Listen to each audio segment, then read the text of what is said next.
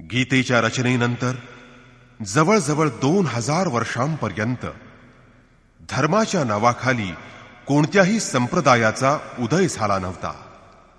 म्हणूनच गीता कोणत्याही धर्माची मक्तेदारी नाही.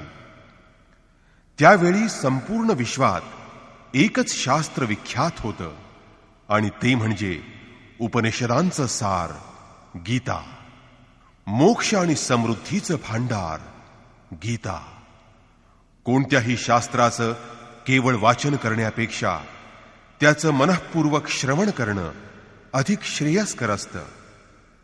कारण उच्चारणातील शुद्धता आदीमुळे एकाग्रता वाढते आणि म्हणूनच सहज, सोप्या आणि रसाळ भाषेतील यथार्थ गीता आपल्यासाठी प्रस्तुत होत आहे, जिच्या मनःपूर्वक श्रवणानं आपल्या मुलाबाळांवर, शेजाऱ्या पाजाऱ्यांवर उच्च कोटीचे संस्कार होतील आणि आपल्या घरातील तसंच आसपासचं सगळं वातावरणही एखाद्या तपोभूमीप्रमाणे भक्तिभावानं युक्त असं मंगलमय होईल.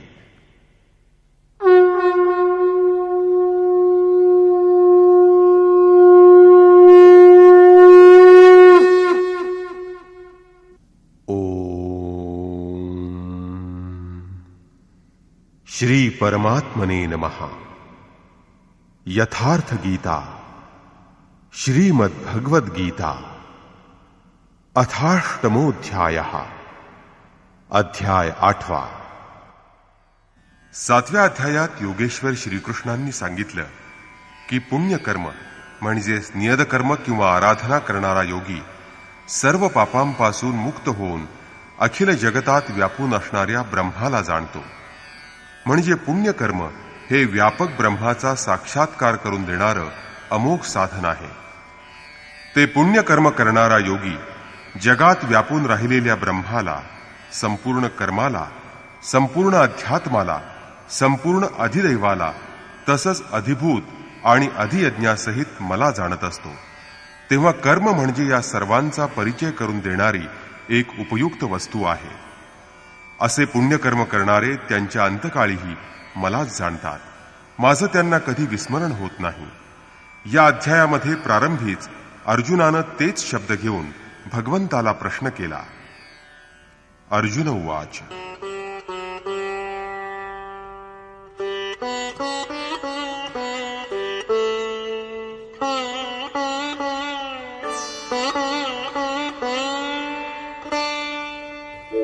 किं तद्ब्रह्म किमध्यात्मं किं कर्म पुरुषोत्तम अधिभूतं च किं प्रोक्तम् अधिदैवं किमुच्यते. हे पुरुषोत्तमा, ब्रह्म म्हणजे काय? अध्यात्म कशाला म्हणतात? कर्म म्हणजे काय? अधिभूत आणि अधिदैव कशाला म्हटलं जातं?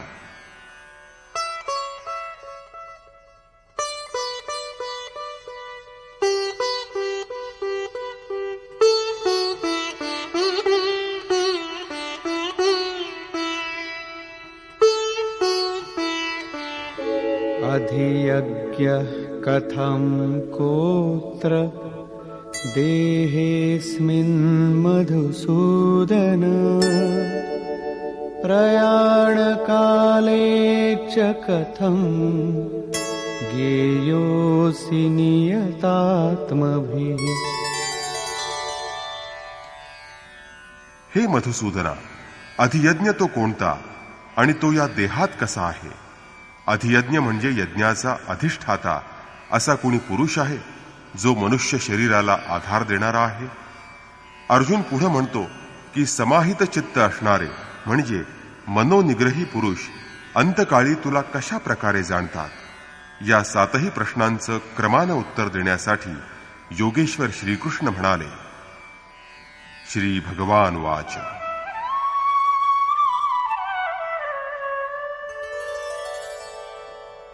अक्षरं ब्रह्म परमं स्वभावोऽध्यात्ममुच्यते भूतानां भूतभावोद्भव करो विसर्गः कर्म संगितः।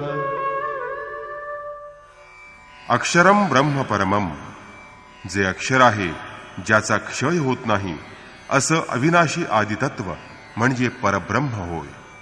स्वभावः अध्यात्मम उच्यते, स्वतःमध्ये स्थिर भाव असतो म्हणजे जिथं आत्म्याचं अधिपत्य असतं त्याला अध्यात्म असं म्हटलं जातं।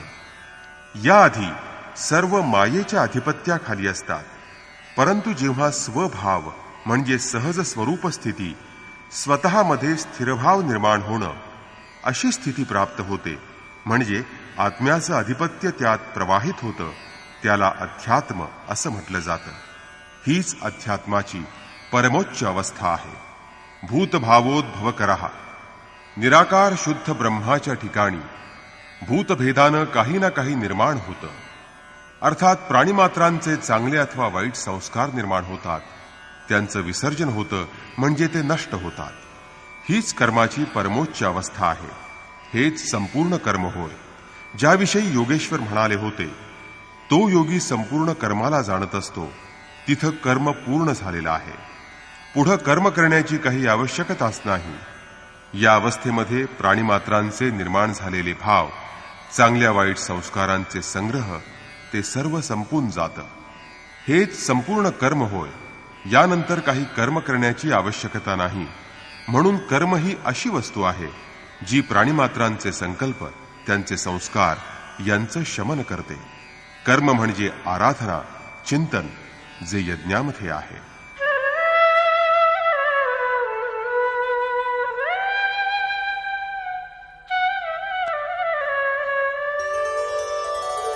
अधिभूतं क्षरो भावः पुरुषश्चाधिदैवतम् अधियज्ञोऽहमेवात्र देहे देहभृतां वर। जोपर्यंत अक्षरत्व प्राप्त होत नाही तोपर्यंत नाशवंत कार्यरूप पदार्थाला अधिभूत म्हटलं जातं। ते सर्व भूतांचं अधिष्ठान आहे, प्राणिमात्रांच्या उत्पत्तीचं तेच कारण आहे। पुरुषाचे अधिदैवतम आणि प्रकृतीच्या पलीकडे असणारा परमपुरुष तेच अधिदैवत आहे। हे अधिदैवत संपूर्ण दैवी संपदेचा अधिष्ठाता आहे। दैवी संपदा त्या परमदेवात विलीन होते। हे नरश्रेष्ठ अर्जुना, या मनुष्य शरीरात अधियज्ञ मीच आहे, म्हणजे यज्ञांचा अधिष्ठाता मीच आहे। म्हणून या शरीरात अव्यक्त स्वरूपात स्थित असणारा महापुरुष म्हणजे अधियज्ञही मीच आहे। श्रीकृष्ण एक योगी होते, जे संपूर्ण यज्ञाचे भोक्ता आहेत। शेवटी यज्ञ त्यांच्यातच तद्रूप होतात आणि तिथंच मग परमस्वरूप प्राप्त होतं। या प्रकारे अर्जुनानं विचारलेल्या 6 प्रश्नांचं समाधान झालं। आता त्याचा शेवटी एक प्रश्न राहिला। त्यानं विचारलं होतं की मनोनिग्रही पुरुष अंतकाळी तुला कसे जाणतात? यावर योगेश्वर श्रीकृष्ण म्हणतात,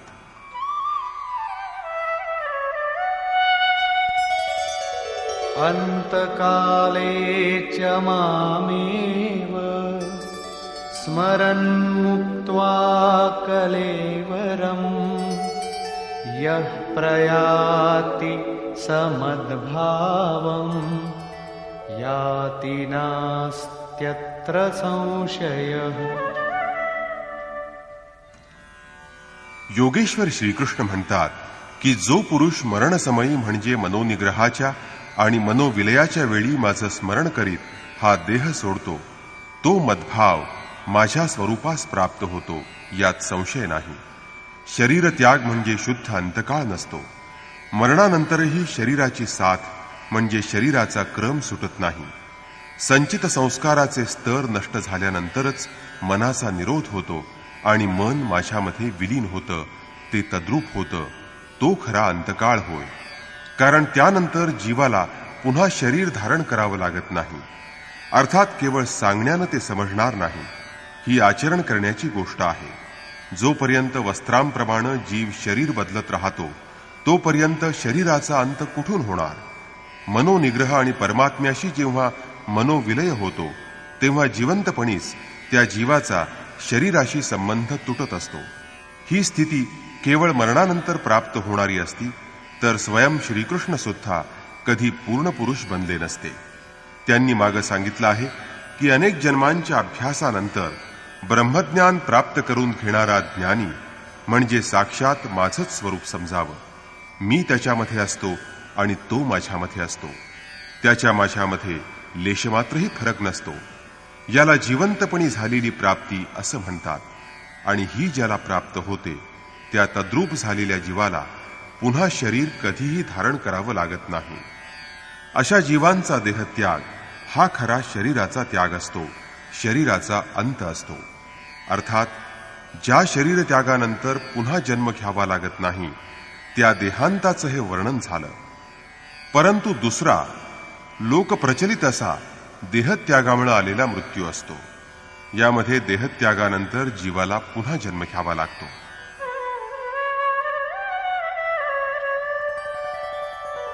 यं यं वापि स्मरन् भावं त्यजत्यन्ते कलेवरम् तं तमेवैति कौन्तेय सदा तद्भावभावितः.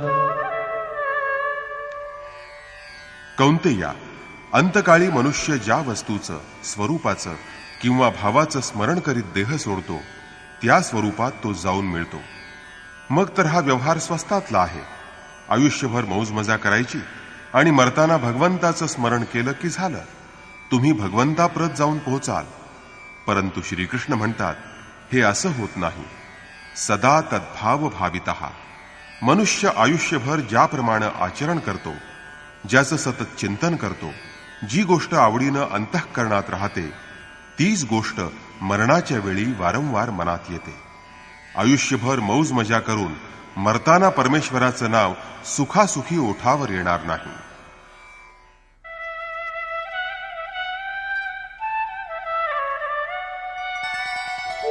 तस्मात् सर्वेषु कालेषु मामनुस्मर युध्य च मय्यर्पितमनो बुद्धिः मामे वैश्यस्य संशयम्.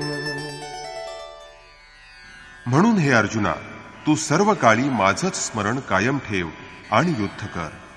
मन आणि बुद्धी माझ्याच ठाई तू अर्पण करून राहिलास म्हणजे निश्चितपणे तू मजप्रतच येशील. भगवंताचं निरंतर चिंतन आणि युद्ध या दोन्ही गोष्टी एकाच वेळी कशा शक्य आहेत? कदाचित जय कन्हैयालाल की किंवा जय भगवन असं म्हणत जायचं आणि बाण सोडत राहायचे असं असेल. परंतु याला भगवंताचं निरंतर स्मरण म्हणत नाहीत. स्मरण म्हणजे काय त्याचं स्वरूप सांगताना योगेश्वर म्हणतात, अभ्यासयोगयुक्तेन चेतसा नान्यगामिना परमं पुरुषं दिव्यं याति पार्थानुचिंतयन्.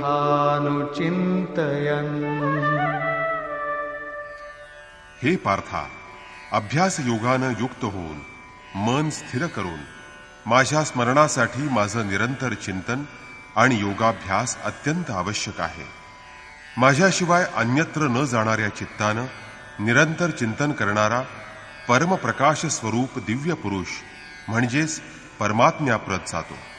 समजा ही पेन्सिल म्हणजे भगवान आहे अशी तुमची श्रद्धा असेल तर मग तिच्याशिवाय अन्य कोणत्याही गोष्टीचे विचार तुमच्या मनात येता कामा नयेत. जर तिच्या आजूबाजूला तुम्हाला पुस्तक दिसलं किंवा अन्य काही वस्तू दिसली तर तुमचं स्मरण खंडित होतं. मग स्मरण जर इतकं सूक्ष्म असलं की आराध्य ईश्वराशिवाय दुसऱ्या कोणत्याही गोष्टीचा विचार मनात येता कामा नये, मनात अन्य कसला तरंगही निर्माण होता कामा नये, तर मग युद्ध आणि स्मरण या दोन्ही गोष्टी एकाच वेळी कशा शक्य आहेत? वास्तविक जेव्हा तुम्ही चित्ताचा सर्व बाजूंनी निग्रह करून आपल्या आराध्य देवाच्या ठिकाणी त्याला केंद्रित करण्याचा प्रयत्न करता तेव्हा मायिक ऐद्रजालिक प्रवृत्ती, काम, क्रोध, राग, द्वेष इत्यादी विघ्नरूप बनून समोर उभ्या ठाकतात. तुम्ही स्मरण करताना तुमचं मन विचलित करण्यासाठी त्या तुमच्या मनात उद्वेग निर्माण करतील. या बाधारूपानं प्रकट होणाऱ्या बाह्य प्रवृत्तींचं दमन करणं, त्यांच्यावर विजय मिळवणं हेच युद्ध होय. निरंतर चिंतन असेल तरच या मायिक प्रवृत्ती नष्ट करणं शक्य होतं. म्हणून निरंतर चिंतनाबरोबर युद्ध असणं स्वाभाविकच आहे. गीतेमधील कोणताही श्लोक बाह्य हाणामारीचं समर्थन करीत नाही. आणि चिंतन कोणाचं करावं याबाबत श्रीकृष्ण म्हणतात, कविं पुराणमनुशासितारम् अणोरणीयां समनुस्मरेत्यः सर्वस्य धातारमचिन्त्य रूपम् आदित्यवर्णं तमसः परस्तात्.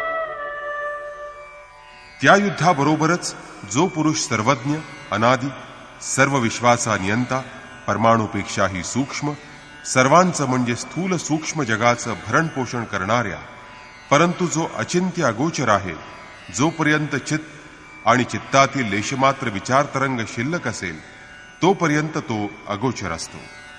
जेव्हा चित्ताचा निरोध आणि चित्ताचा त्याच्यामध्ये विलय होतो तेव्हाच तो प्रकट होतो, तेव्हाच त्याचं स्वरूप विदित होतं. नित्य प्रकाश स्वरूप आणि अज्ञानरूपी अंधकाराच्या पलीकडे असणाऱ्या त्या परमात्म्याचं तो स्मरण करतो. मागं सांगितलं की तो माझं चिंतन करतो, इथं सांगतात परमात्म्याचं चिंतन करतो. इथं परमात्म्याचं चिंतन किंवा ध्यान म्हणजे तत्वास्थित महापुरुषाचं ध्यान असं समजावं. याच क्रमात प्रयाणकाले मनसाचलेन भक्त्या युक्तो योगबलेन चैव भ्रुवोर्मध्ये प्राणमावेश्य सम्यक् सतं परं पुरुषमुपैति दिव्यम्.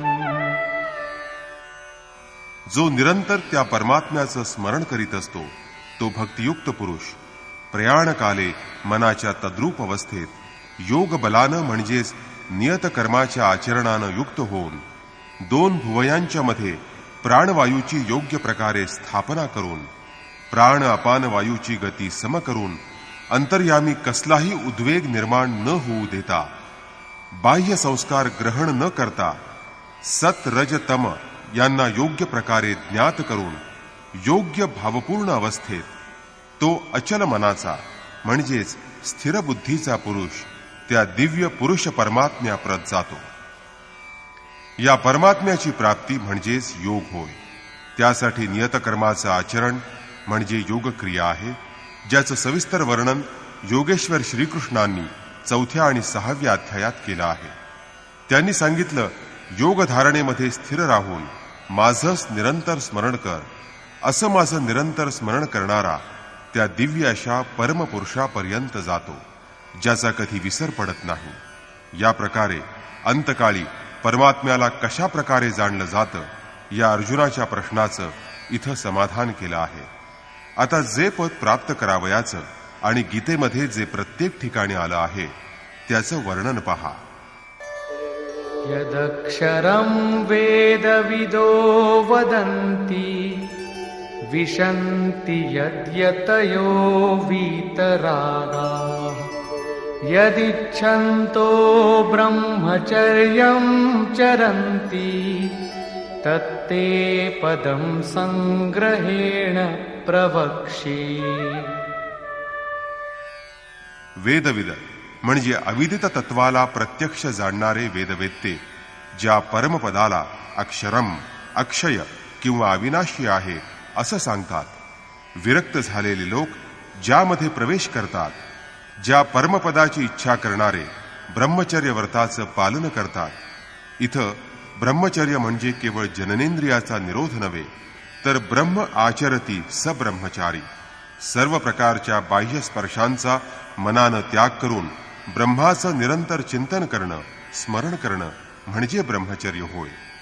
जो ब्रह्माचं दर्शन करून त्याचे ठाई स्थिर होतो, या प्रकारच्या आचरणानं केवळ इंद्रिय संयमच नाही, तर सर्व इंद्रियांचा संयम आपोआप होतो.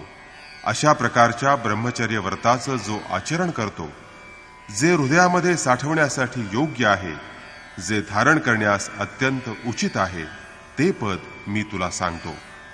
ते पद कसं आहे, कशा प्रकारे प्राप्त केलं जातं, यावर योगेश्वर श्रीकृष्ण म्हणतात, सर्वद्वाराणि संयम्य मनोहृदि निरुध्य च मूर्ध्याधायात्मनः प्राणम् आस्थितो योगधारणा. सर्व इंद्रियांचे दरवाजे बंद करून, म्हणजेच इंद्रियांच्या वासनांपासून दूर राहून, हृदयाच्या ठिकाणी मनाचा निरोध करून ध्यान हृदयातच होत असतं, बाहेर होत नसतं. पूजा कधी बाहेर होत नाही. प्राण म्हणजे अंतःकरणातील सर्व व्यवहारांचा मस्तकामध्ये निरोध करून योग धारणेमध्ये स्थित होऊन योगाला धारण करावयाचं असतं, दुसरी पद्धत नाही. अशा प्रकारे ओमित्येकाक्षरं ब्रह्म व्याहरन् मामनुस्मरन् यः प्रयाति त्यजन् देहं स याति परमां गतिम्.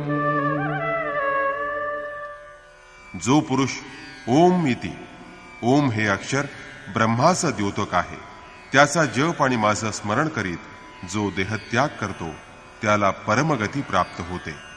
श्रीकृष्ण एक योगेश्वर, परमतत्वामध्ये स्थित असणारे महापुरुष आणि एक सद्गुरू होते.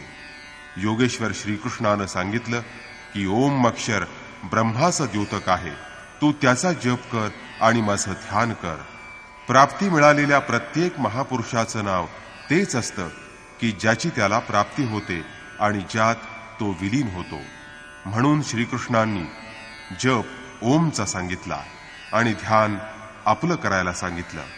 त्यांनी कृष्ण कृष्ण असा नामजप करायला सांगितला नाही, परंतु कालांतरानं भाविकांनी त्यांचा नामजप सुरू केला. अर्थात त्यांना त्यांच्या श्रद्धेप्रमाणे फळ मिळत असतं. कारण योगेश्वरांनी सांगितलं आहे की जिथं मनुष्याची श्रद्धा दृढ होते, तिथं मीच त्याच्या श्रद्धेला पुष्टी देत असतो, तसंच त्याला तसं फळही देत असतो. भगवान शंकरांनी राम नावाचा जप करण्यावर भर दिला. रमनते योगिनः यास्मिन स राम, रा और म के बीच में कबीरा रहा लुकाय. रा आणि म या दोन अक्षरामधील अंतरालात म्हणजे मोकळ्या जागेत आपल्या मनाचा निरोध करण्यास कबीरांना शक्य झालं. श्रीकृष्ण ओमवर भर देतात. ओहम स ओम म्हणजे ती सत्ता माझ्या आत आहे, तिला बाहेर शोधण्याची जरूर नाही. हा ओम देखील त्या परमसत्तेचा परिचय देऊन शांत होत असतो. वास्तवात त्या प्रभूची अनंत नामं आहेत, परंतु जपासाठी तेच नाम अत्यंत योग्य असतं, जे छोटं असतं, जे श्वासामध्ये विलीन होतं आणि परमात्म्याचा जे बोध करवतं. या व्यतिरिक्त अनेक देवी देवतांच्या अविवेकपूर्ण कल्पनांमध्ये अडकून राहून मूळ लक्ष्यापासून विचलित होऊ नका. पूज्य महाराज श्री सांगत की माझं रूप पहा, पण आपल्या श्रद्धेनुसार कोणतेही 2-2.5 अक्षरांचं नाम ओम, राम, शिव यापैकी कोणतंही एक नाम घ्या आणि त्याच्या अर्थानुसार इष्टदेवाच्या स्वरूपाचं ध्यान करा. ध्यान सद्गुरूचंच केलं जातं. तुम्ही राम, कृष्ण अथवा वीतराग विषयम वा चित्तम विरक्त महात्म्यांचं किंवा पातंजल योगात म्हटल्याप्रमाणे यथाभिमत ध्यानाद्वा कोणाच्याही स्वरूपाचं ध्यान केलं की तुम्हाला ते अनुभवात प्राप्त होईल आणि आपल्या एखाद्या समकालीन सद्गुरूकडे ते तुम्हाला पोहोचवेल. तिथं त्या सद्गुरूच्या मार्गदर्शनानं तुम्ही हळूहळू प्रकृतीच्या क्षेत्राच्या पलीकडे जाऊ शकाल. प्रारंभी मी सुद्धा एका देवतेच्या श्रीकृष्णाच्या विराट रूपाचं चित्राचं ध्यान करीत असे, परंतु महाराज श्रींच्या मार्गदर्शनामुळे नंतर ते शांत झालं. प्राथमिक अवस्थेतील साधक नामजप तर करतात, परंतु महापुरुषाच्या स्वरूपाचं ध्यान करायला ते कचरतात. त्यांना प्राप्त झालेल्या संस्कारांमुळे त्यांचे जे पूर्वग्रह तयार होतात ते सोडू शकत नाही. ज्या देवतांचा श्रीकृष्णांनी निषेध केला आहे त्यांचं ते ध्यान करतात, तेव्हा पूर्ण समर्पणाबरोबर एखाद्या अनुभवी महापुरुषाला शरण जावं. पुण्य पुरुषार्थ सबल होताच मनातील कुतर्क नष्ट होतात आणि यथार्थ क्रियेमध्ये प्रवेश मिळतो. योगेश्वर श्रीकृष्णांच्या अनुसार या प्रकारे ओमचा जप आणि परमात्म स्वरूप सद्गुरूच्या स्वरूपाचं निरंतर स्मरण केल्यानं मनाचा निरोध आणि विलय होत जातो आणि मग त्याच क्षणी शरीराशी असणाऱ्या संबंधांचा मन त्याग करतं. केवळ मृत्यूमुळे शरीर पाठ सोडत नाही.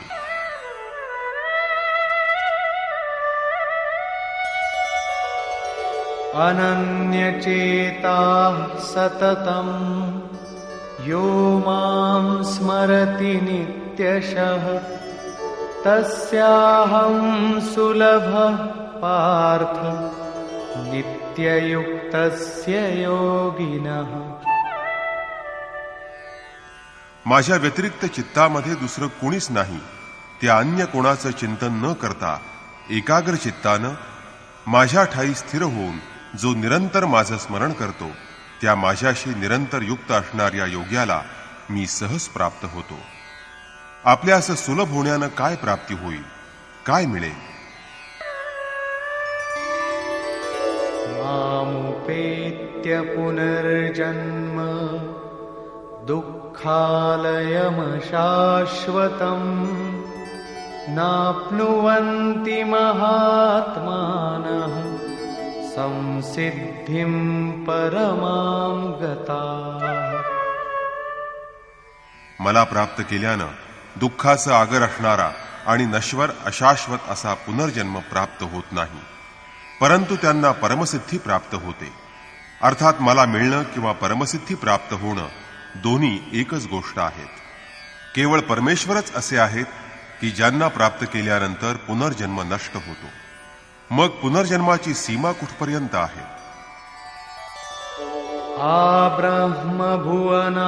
आब्रह्मभुवनाल्लोकाः पुनरावर्तिनोऽर्जुन मामुपेत्य तु कौन्तेय पुनर्जन्म न विद्यते. हे अर्जुना, ब्रह्मापासून कीटकादी पतंगापर्यंत सर्व लोकीचे प्राणी पुनर्जन्म पावणारे आहेत. जन्म घेणं आणि मरणं या फेऱ्यात ते सतत फिरणारे आहेत. परंतु कौंतेया, मजप्रत आल्यानंतर त्या पुरुषाचा पुनर्जन्माचा फेरा नष्ट होतो. धर्मग्रंथांमधील लोकलोकांतराच्या परिकल्पना म्हणजे ईश्वर पथावरील विभूतींना बोध करण्याचा केवळ एक आंतरिक अनुभव किंवा रूपक आहे. अंतरिक्षात ना असा कोणता खड्डा आहे की जिथं किडे चावायला येतात आणि ना असा महाल आहे की ज्याला स्वर्ग म्हटलं जातं. दैवी संपदेनं युक्त असणारे पुरुष देवता आणि आसुरी गुणांनी युक्त असणारे पुरुष आसुर असतात. श्रीकृष्णांच्याच नात्यातील कंस राक्षस आणि बाणासूर दैत्य होता. देव, मानव, तिर्यक, योनी म्हणजे भिन्न भिन्न प्रकारचे लोकच होत. श्रीकृष्णांच्या मते हा जीवात्मा मनासह 5 इंद्रियांना घेऊन जन्मजन्मांतरांच्या संस्कारांप्रमाणे नवीन शरीर धारण करीत असतो. ज्यांना अमर म्हटलं जातं असे देवतागणही मरण पावणारे आहेत. क्षीणे पुण्ये मर्त्यलोकम विशांती, यापेक्षा अधिक नुकसान काय असणार? ते देव शरीरही काय कामाचं की ज्याचं संचित पुण्यही समाप्त होऊन जातं, संपून जातं. देवलोक, पशुलोक, पतंगादी कीटकलोक, भोगलोक मात्र आहेत. केवळ मनुष्यच कर्माचा रचणारा आहे. त्या कर्माद्वारा ते परमधाम प्राप्त करू शकतो की जिथून मनुष्य परत जन्माला येत नाही.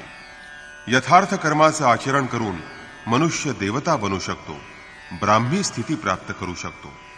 परंतु जोपर्यंत मनाचा निरोध करून, मनाचा परमात्म्यात विलय करून, त्या परमात्म्याचा साक्षात्कार प्राप्त करून त्या परमभावामध्ये जोपर्यंत तो स्थिर होत नाही तोपर्यंत त्याचा पुनर्जन्म चुकणार नाही. उपनिषदे या सत्याचं स्पष्टीकरण करताना सांगतात, यदा सर्वे प्रमुच्यन्ते कामा येस्य हृदि स्थिताः अथ मर्त्यो अमृतो भवति अत्र ब्रह्म समश्नुते, असं कठोपनिषदात म्हटलंय. जेव्हा हृदयामध्ये असणाऱ्या सर्व प्रकारच्या वासना समूळ नष्ट होतात, तेव्हा मर्त्य असणारा मनुष्य अमर होतो आणि इथंच या जगात त्याच मनुष्य शरीरात तो परब्रह्माचा साक्षात अनुभव घेतो. प्रश्न असा निर्माण होतो की ब्रह्मा सुद्धा मृत्यू पावणारा म्हणजे नश्वर आहे की काय? तिसऱ्या अध्यायात योगेश्वर श्रीकृष्णांनी प्रजापती ब्रह्माच्या बाबतीत विवरण करताना सांगितलं होतं की परमपदाची प्राप्ती झाल्यानंतर बुद्धी अगदी यंत्रवत असते, तिच्याद्वारे परमात्माच व्यक्त होत असतो. अशा महापुरुषांकडून यज्ञाची संरचना झालेली आहे आणि इथं मात्र ते म्हणतात की ब्रह्माची स्थिती प्राप्त करणाऱ्याला देखील पुनर्जन्म प्राप्त होतो. म्हणजे योगेश्वर श्रीकृष्णांना काय सांगावयाचं आहे? वास्तविक ज्या महापुरुषांच्या द्वारे परमात्मा व्यक्त होत असतो त्या महापुरुषांची बुद्धी सुद्धा ब्रह्म नसते, परंतु लोकांना उपदेश देण्यासाठी, कल्याणकारी मार्गाचे नियम सांगण्यासाठी त्यांना ब्रह्मा म्हटलं जातं. ते खरोखर ब्रह्म नसतात.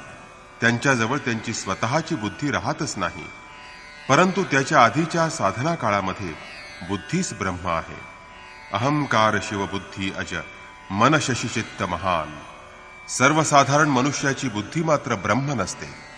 बुद्धी जेव्हा इष्टदेवामध्ये प्रवेश करू लागते तेव्हापासून ब्रह्माची रचना होऊ लागते. त्याचे मुनिजनांनी 4 मार्ग सांगितले आहेत. तिसऱ्या अध्यायात ते सांगितलेले आहेत. स्मरणासाठी ते पुन्हा पहा. ब्रह्मविद, ब्रह्मविद्वर, ब्रह्मविद्वरीयान आणि ब्रह्मविद्वरिष्ठ. ब्रह्मविद्येशी जोडलेली जी बुद्धी आहे ती ब्रह्मविद बुद्धी होय. ब्रह्मविद्येमध्ये ज्यानं श्रेष्ठत्व प्राप्त केलं आहे तो ब्रह्मविद्वर होय.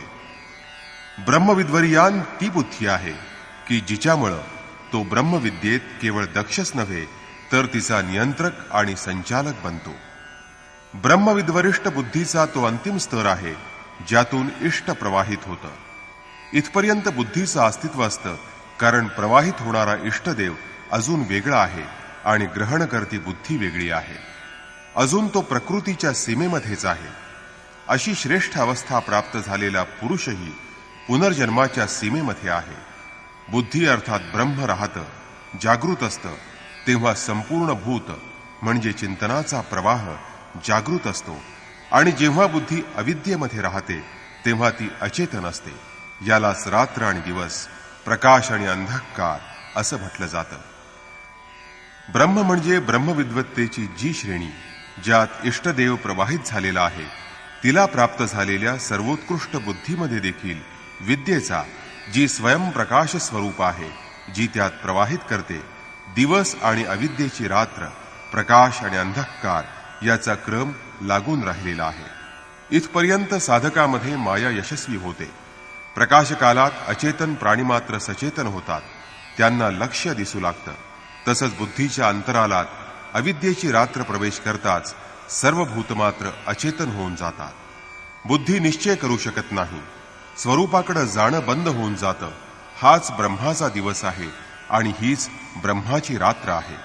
दिवसाच्या प्रकाशात बुद्धीच्या हजारो प्रवृत्तीमध्ये ईश्वरी प्रकाश पसरला जातो आणि अविद्येच्या रात्री या हजारो प्रवृत्तींमध्ये अचेतनावस्थेचा अंधकार व्यापून राहतो. शुभ आणि अशुभ, विद्या आणि अविद्या या दोन्ही प्रवृत्ती शांत झाल्यानंतर, म्हणजेच अचेतन आणि सचेतन, रात्रीत विलीन होणारे आणि दिवसा उत्पन्न होणारे असे दोन्ही प्रकारचे भूतमात्र अर्थात संकल्प प्रवाह नष्ट झाल्यावर त्या अव्यक्त बुद्धीच्याही पलीकडे असणारा शाश्वत असा अव्यक्त भाव प्राप्त होतो, जो पुन्हा कधी नष्ट होत नाही. भूतमात्रांच्या अचेतन आणि सचेतन अशा दोन्ही प्रकारच्या अवस्था संपल्यानंतरच तो सनातन भाव प्राप्त होत असतो. यापूर्वी सांगितलेल्या बुद्धीच्या 4 अवस्थेनंतरचा पुरुष हाच महापुरुष असतो. त्याच्या अंतरंगात बुद्धी नसते, ती परमात्म्याच्या यंत्रासारखी होते, परंतु तो लोकांना उपदेश करतो, निश्चितपणे प्रेरणा देतो, म्हणून त्याच्यामध्ये बुद्धी प्रतीत होते. परंतु तो बुद्धीच्या स्तरापलीकडे गेलेला आहे. तो परम अव्यक्त भावामध्ये स्थिर झालेला आहे. आता त्याचा पुनर्जन्म होणार नाही. परंतु या अव्यक्त स्थितीच्या पूर्वी जोपर्यंत त्याच्यापाशी आपली बुद्धी आहे, जोपर्यंत तो ब्रह्म आहे, तोपर्यंत तो पुनर्जन्माच्या फेऱ्यात फिरणार आहे. तोपर्यंत तो पुनर्जन्माच्या परिमितीतच आहे. याच तथ्यावर प्रकाश टाकीत योगेश्वर श्रीकृष्ण सांगतात, सहस्रयुगपर्यन्तम् अहर्यद्ब्रह्मणो विदुः रात्रिं युगसहस्रान्ताम् तेहोरात्रविदो जनाः. 1000 चतुर्युगांची ब्रह्माची रात्र असते आणि 1000 चतुर्युगांचा ब्रह्माचा दिवस असतो. ही गोष्ट जे पुरुष प्रत्यक्ष जाणतात ते समयतत्वाला यथार्थपणे जाणतात. प्रस्तुत श्लोकात दिवस आणि रात्र, विद्या आणि अविद्या यांचं रूपक आहे. ब्रह्मविद्वरिष्ठ संयुक्त असणारी बुद्धी ब्रह्माची प्रवेशिका आहे. तसंच ब्रह्मविद्वरिष्ठ बुद्धी म्हणजे ब्रह्माची पराकाष्ठा आहे. विद्येशी संयुक्त असणारी बुद्धीच ब्रह्मदेवाचा दिवस आहे. जेव्हा विद्या कार्यरत होते तेव्हा योगी स्वरूपाकडे अग्रेसर होत असतो आणि मग अंतःकरणातील सहस्र प्रवृत्तींमध्ये ईश्वरीय प्रकाशाचा संचार होतो. त्याच प्रकारे अविद्यारूपी रात्र सुरू होते तेव्हा अंतःकरणाच्या सहस्र प्रवृत्तींमध्ये मायेचं द्वंद्व प्रवाहित होतं. प्रकाश आणि अंधकाराच्या या मर्यादा आहेत. यानंतर ना विद्येचं अस्तित्व राहतं ना अविद्येचं, कारण ते परमतत्व परमात्मा विदित होतं. जे हे तत्व उत्तम प्रकारे जाणतात ते योगीजन कालतत्व जाणणारे आहेत. अविद्येची रात्र केव्हा होते आणि विद्येचा दिवस केव्हा येतो हे कालतत्व ते चांगल्या प्रकारे जाणतात. कालाचा प्रभाव केव्हापर्यंत राहणार आहे किंवा समय कुठपर्यंत पाठलाग करणार आहे हे त्यांना चांगलं माहीत असतं. सुरुवातीचे मुनिजन अंतःकरणाला चित्त अथवा कधीकधी केवळ बुद्धी म्हणून संबोधित असत. कालांतरानं अंतःकरणाचं विभाजन मन, बुद्धी, चित्त आणि अहंकार या 4 प्रमुख प्रवृत्तींमध्ये केलं गेलं. तसं पाहता अंतःकरणाच्या प्रवृत्ती अनंत आहेत, पण मुख्य या 4 प्रवृत्ती होत. बुद्धीच्या अंतरंगातच अविद्येची रात्र होते आणि त्याच बुद्धीमध्ये विद्येचा दिवसही होतो. हीच ब्रह्माची रात्र आणि दिवस आहे. जगतरूपी रात्रीमध्ये सर्व जीव अचेतन पडलेले आहेत. प्रकृतीमध्ये विचरण करत असणारी त्यांची बुद्धी या प्रकाश स्वरूपाला पाहू शकत नाही. परंतु योगाचरण करणारे योगी यामुळे जागे होतात आणि ते स्वरूपाकडे आगेकूच करतात. ज्याप्रमाणे गोस्वामी तुलसीदासांनी रामचरितमानसमध्ये लिहिलं आहे, कबहुक दिवस महनिबिडतम कबहुक प्रकट पतंग बिनसई उपजई ज्ञान जिमी पायी कुसंग सुसंग. विद्येशी संयुक्त असणारी बुद्धी कुसंगामुळे अविद्येत परिणत होते. पुन्हा सुसंगामुळे किंवा सत्संगामुळे विद्येचा संचार त्याच बुद्धीमध्ये होतो. हा चढउतार लक्ष्यपूर्तीपर्यंत चालूच राहतो. पूर्ततेनंतर नाही बुद्धी की नाही ब्रह्मा, नाही रात्र की नाही दिवस. हे ब्रह्माच्या दिवस रात्रीचं रूपक आहे. ना हजारो वर्षांची मोठी रात्र असते, ना हजारो चतुर्युगांचा दिवस असतो, किंवा ना 4 मुखांचा ब्रह्म असतो. याआधी सांगितलेल्या ज्या 4 क्रमिक अवस्था आहेत त्या म्हणजेच ब्रह्माची 4 मुखे होत आणि अंतःकरणाच्या 4 प्रमुख मुख्य प्रवृत्ती म्हणजेच त्याची चतुर्युगे होत. रात्रंदिवस ते या प्रवृत्तींमध्येच असतात.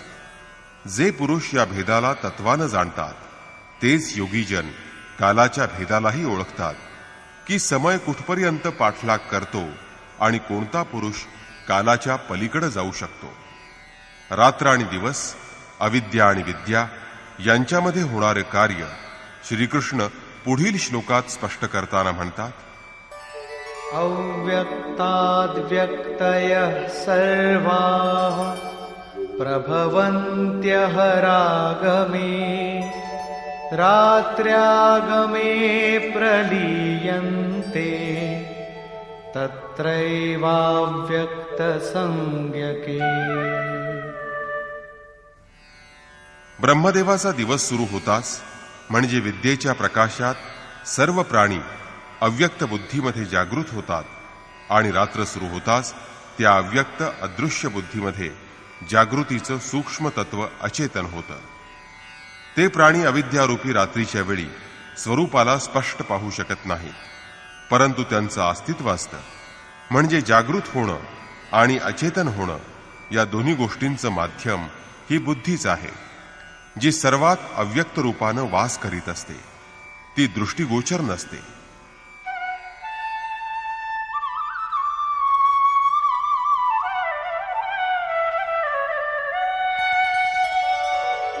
भूतग्रामः स एवायम् भूत्वा भूत्वा प्रलीयते रात्र्यागमे वश पार्थ प्रभवत्यः रागमे. हे पार्था, सर्व प्राणी या प्रकारे जागृत झाल्यावर प्रकृतीमुळे विवश होऊन अविद्यारूपी रात्र येताच अचेतन होतात. आपलं लक्ष्य काय आहे ते सुद्धा ते पाहू शकत नाहीत. दिवस सुरू होताच ते पुन्हा जागृत होतात. जोपर्यंत बुद्धी आहे तोपर्यंत तिच्या अंतरंगात विद्या आणि अविद्या यांचा असा क्रम सुरूच असतो.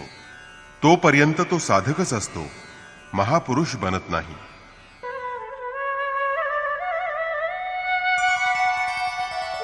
परस्तस्मात्तु भावोऽन्यो व्यक्तो व्यक्तात् सनातनः यः सः सर्वेषु भूतेषु नश्यत्सु न विनश्यति.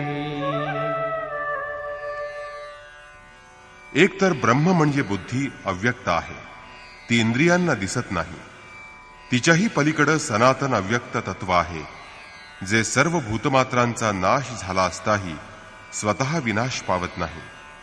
म्हणजे विद्येमध्ये सचेतन आणि अविद्येमध्ये अचेतन, दिवसा उत्पन्न आणि रात्रीमध्ये विलीन होणारा अव्यक्त ब्रह्मा नष्ट होतो आणि मग सनातन अव्यक्त तत्व प्राप्त होतं, जे कधीही नष्ट होत नाही. बुद्धीमध्ये वर सांगितलेले चढउतार जेव्हा मिटून जातात, संपून जातात, तेव्हा सनातन अव्यक्त असं जे तत्व मिळतं तेच माझं परमधाम आहे. जेव्हा सनातन अव्यक्त तत्वाची प्राप्ती होते तेव्हा बुद्धीही त्याच भावात रंगून जाते आणि तोच भाव धारण करते. म्हणून ती बुद्धी स्वतः जेव्हा संपून जाते तेव्हा त्या ठिकाणी सनातन अव्यक्त तत्वच शिल्लक राहतं.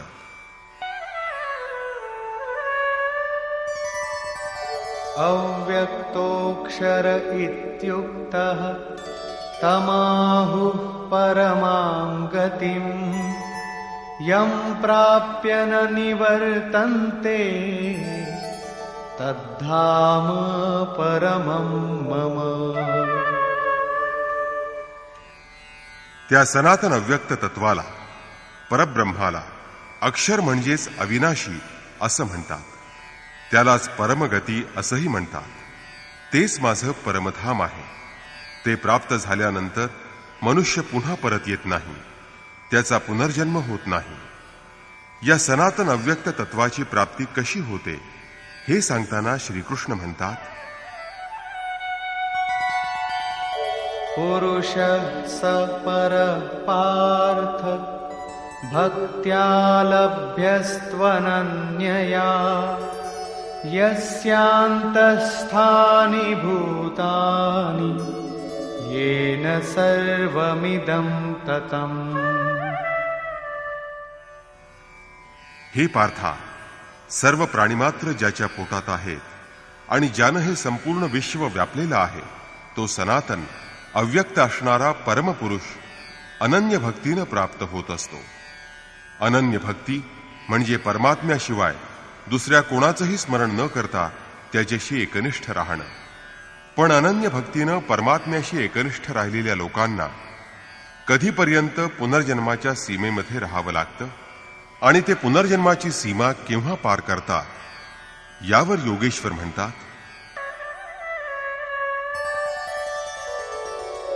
यत्र काले त्वनावृत्तिम् आवृत्तिं चैव योगिनः प्रयाता यान्ति तं कालं वक्ष्यामि भरतर्षभ। हे अर्जुना, कोणत्या काळी देहत्याग केला असता योगीजन पुन्हा जन्मास येत नाही आणि कोणत्या काळात देहत्याग केल्यानं पुनर्जन्म प्राप्त होतो तो काळ मी आता तुला सांगतो।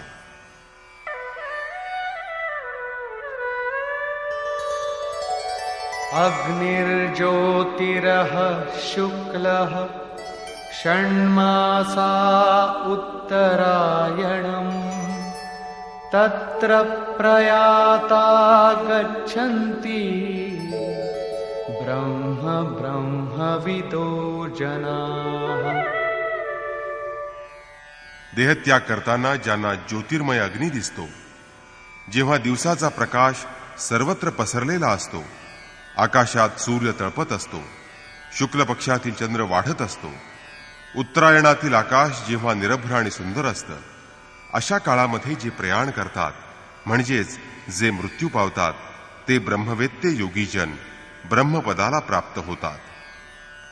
अग्नी हे ब्रह्मतेजाचं प्रतीक आहे, दिवस विद्येचा प्रकाश आहे, शुक्ल पक्ष निर्मलतेचं द्योतक आहे, विवेक, वैराग्य, शम, दम, तेज आणि प्रज्ञा हे षडैश्वर्य म्हणजेच षण्मास होय। ऊर्ध्वरिता स्थिती म्हणजे उत्तरायण आहे। प्रकृतीच्या पलीकडे असणाऱ्या या अवस्थेमध्ये जाणारे ब्रह्मवेत्ते योगीजन ब्रह्मपदाला प्राप्त होतात। त्यानंतर त्यांचा पुनर्जन्म होत नाही, परंतु परमेश्वराची अनन्य भावानं भक्ती करणारे योगीजन जर प्रकाशरूप अवस्था प्राप्त करू शकले नाहीत, त्यांची साधना अजून अपूर्ण, त्यांचं काय होतं यावर श्रीकृष्ण म्हणतात,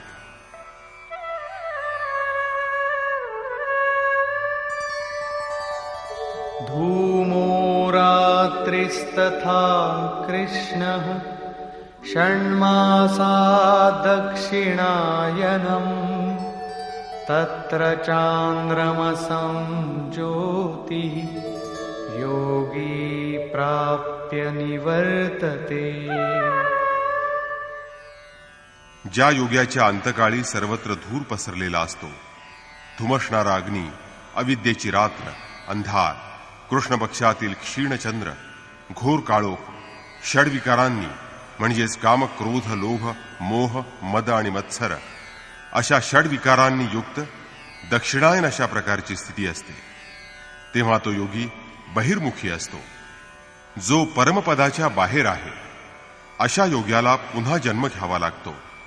मग त्या योग्याच्या शरीराबरोबर त्याची साधनाही नष्ट होते का यावर श्रीकृष्ण म्हणतात, शुक्ल कृष्णे गती हेते जगतः शाश्वते मते एकया यात्यनावृत्तिम् अन्यया वर्तते पुनः। यापूर्वी सांगितलेले शुक्ल म्हणजे प्रकाशरूप आणि कृष्ण म्हणजे अंधकाररूप हे दोन प्रकारचे मार्ग नित्य आहेत, म्हणजेच साधना कधी नष्ट होत नाही। शुक्ल अवस्थेमध्ये देहत्याग करणारा योगी पुनर्जन्म न देणारी परमगती प्राप्त करतो, तर कृष्ण अवस्थेमध्ये म्हणजेच क्षीण प्रकाश आणि सर्वत्र व्यापून राहिलेला अंधार अशा वेळी देहत्याग केलेला योगी पुन्हा परत येतो आणि जन्म घेतो। जोपर्यंत त्याला पूर्ण प्रकाश प्राप्त होत नाही तोपर्यंत त्यानं भगवंताचं भजन करावं, अनन्य भावानं आराधना करावी, म्हणजे पुनर्जन्माचा फेरा संपेपर्यंत साधना करायला पाहिजे। म्हणून पुन्हा साधनेवर भर देताना श्रीकृष्ण म्हणतात, नैते श्रुती पार्थ जानन् योगी मुह्यति कश्चन तस्मात् सर्वेषु कालेषु योगयुक्तो भवार्जुन। हे पार्था, या दोन मार्गांना जाणणारा कोणताही योगी मोह पावत नाही। देहत्यागाचे वेळी पूर्ण प्रकाश प्राप्त झाल्यावरच ब्रह्मपद प्राप्त होतं आणि देहत्यागाचे वेळी जर प्रकाश क्षीण असेल तर पुनर्जन्म घ्यावा लागतो. पण त्या पुनर्जन्मामध्ये साधना नष्ट होत नाही ही गोष्ट तो चांगल्या प्रकारे जाणत असतो. म्हणून हे अर्जुना, तू सर्व काळी योगयुक्त हो, म्हणजेच सर्व काळी साधना कर.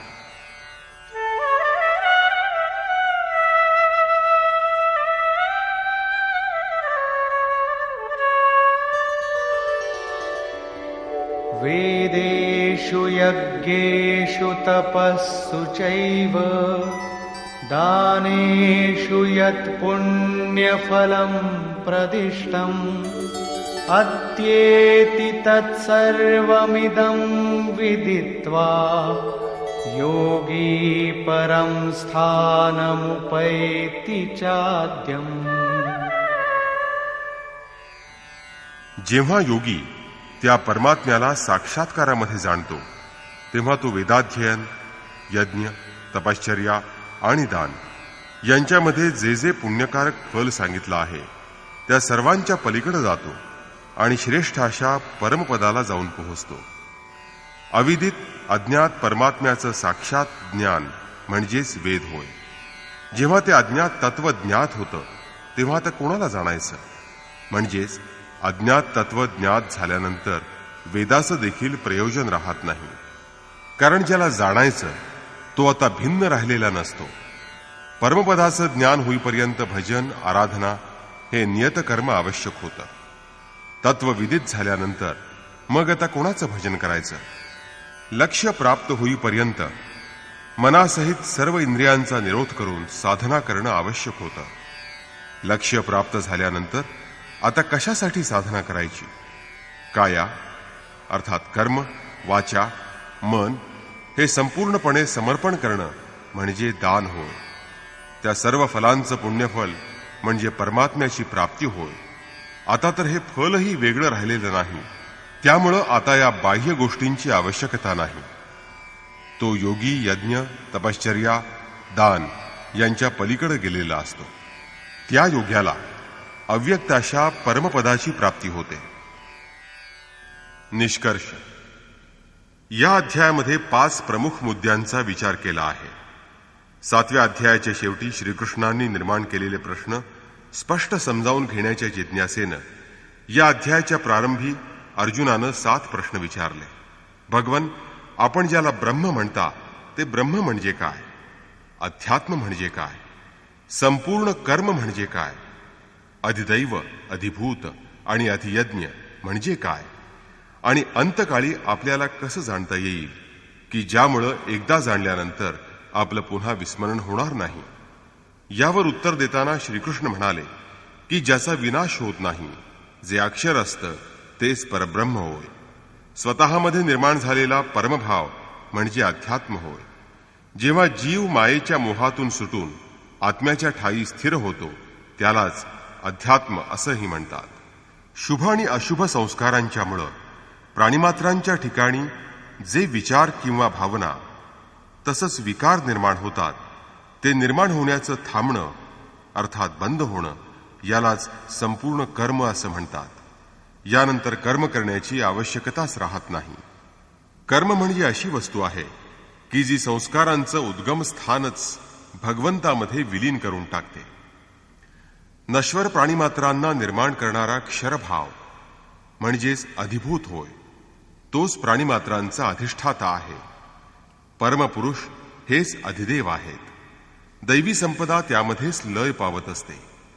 या शरीरात अधियज्ञ मीच आहे. म्हणजे ज्यामध्ये यज्ञ लय पावतो तो मीच आहे. यज्ञाचा अधिष्ठाता मीच आहे. तो माझं स्वरूप प्राप्त करून घेतो. अधियज्ञ म्हणजे असा पुरुष की जो शरीरामध्ये वास करीत असतो. तो शरीराच्या बाहेर असत नाही. अर्जुनाचा शेवटचा प्रश्न असा होता की अंतकाळी आपल्याला कशा प्रकारे जाणता येतं?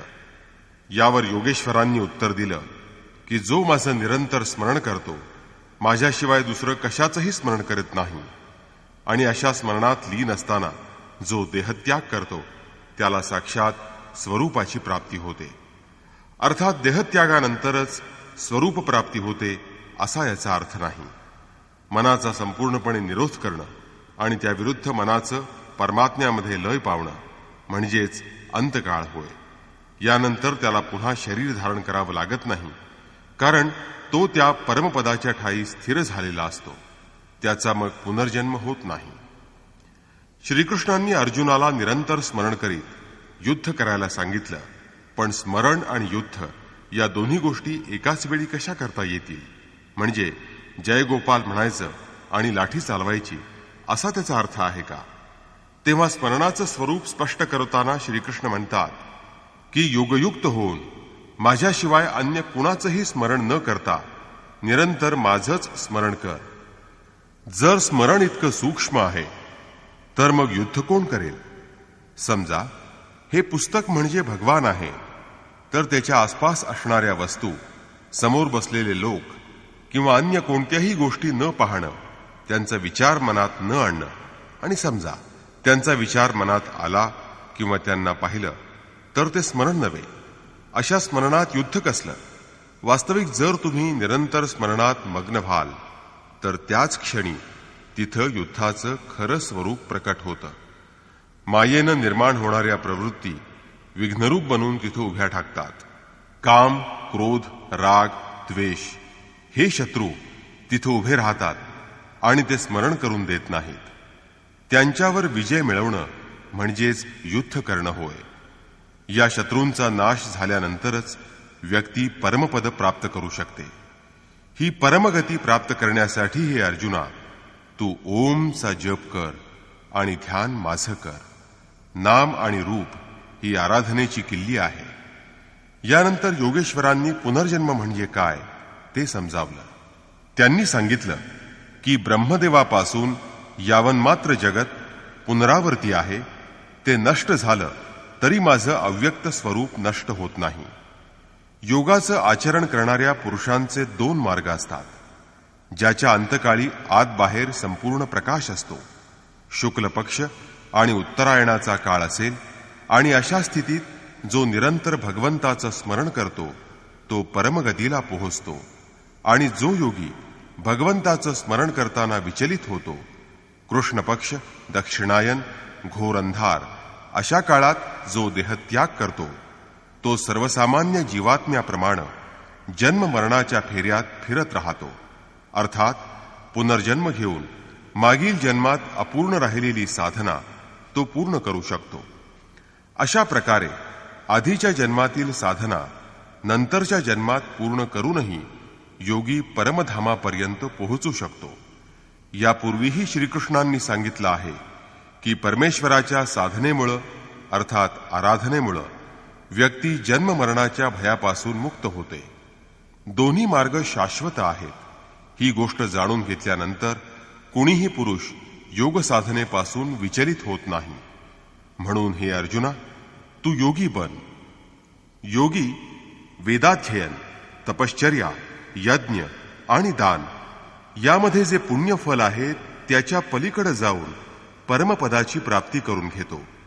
या अध्यायामध्ये ठिकठिकाणी परमगतीचं चित्रण केलेलं आहे. हे परमतत्व अव्यक्त, अक्षय आणि अक्षर आहे. त्याचा कधी क्षय अथवा विनाश होत नाही असं श्रीकृष्णांनी सांगितलं आहे. ओम तत्सदिति श्रीमद्भगवद्गीतासूपनिषत्सु ब्रह्मविद्यायां योगशास्त्रे श्रीकृष्णार्जुन संवादे अक्षर ब्रह्मयोगो नाम अष्टमोऽध्यायः. याप्रमाणे श्रीमद्भगवद्गीतारूपी उपनिषदातील ब्रह्मविद्यांतर्गत योगशास्त्रातील श्रीकृष्ण आणि अर्जुन यांच्या संवादातील अक्षर ब्रह्मयोग नावाचा 8वा अध्याय समाप्त झाला. इति श्रीमत्परमहंस परमानंदस्य शिष्य स्वामी अड्गडानंद कृते श्रीमद्भगवद्गीतायाः यथार्थ गीता भाष्ये अक्षर ब्रह्मयोगो नाम अष्टमोऽध्यायः. अशा प्रकारे श्रीमत्परमहंस परमानंदजींचे शिष्य स्वामी अड्गडानंद कृत श्रीमद्भगवद्गीतेवरील भाष्य यथार्थ गीता यामधील अक्षर ब्रह्मयोग या नावाचा 8वा अध्याय समाप्त झाला. हरिओम तत्सत.